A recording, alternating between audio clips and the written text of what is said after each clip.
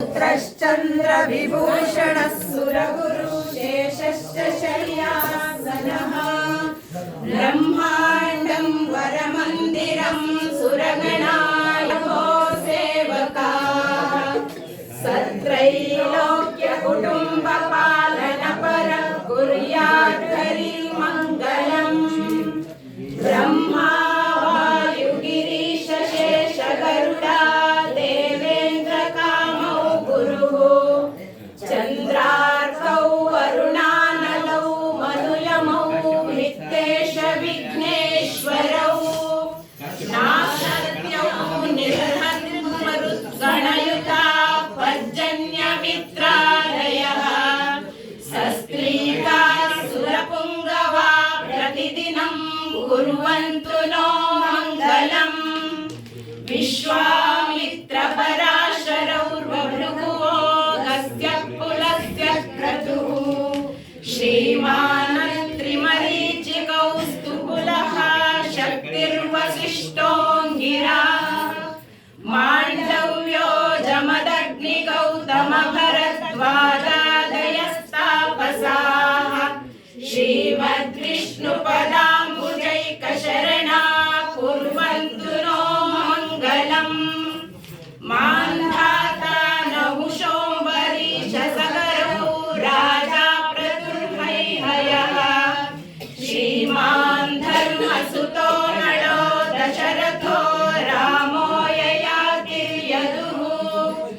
इक्ष्वाकुश्च विभीषणश्च भरतश्चोत्थानपादध्रुवा विद्याद्या भुवि भूभुजश्च सततं कुर्वन्तु नो मङ्गलम् श्रीमेरुर्हिमवंश्च मन्दरगिरि कैलासशैलस्तथा माहेन्द्रो मलयश्च विन्ध्यनिषदौ सिंहस्तथा रैवतः सह्याद्रिर्वरगन्धमादनगिरि मैनाकगोमान्तकौ विद्याद्या भुवि भूधराश्च सततं कुर्वन्तु नो मङ्गलम् गङ्गा सिन्धु सरस्वती च यमुना गोदावरी नर्मदा कृष्णा भीमरथी च फल्गु सरयू श्रीगण्डकी गोमती कावेरी कपिला प्रयागकी च नेत्रावती इत्यादयो सद्यः श्रीहरिपादपङ्कजभुवः कुर्वन्तु नो मङ्गलम् वेदाश्चोपनिषद्गणाश्च विविधाः साङ्गापुराणान्विताः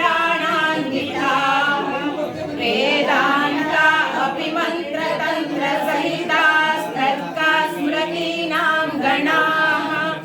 काव्यालङ्कृतिनीतिनाटकयुताः शब्दाश्च नानाविधाः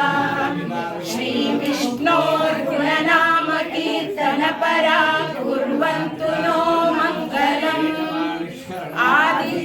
आदित्यादिनवग्रह शुभकरा मेषादयो राशयो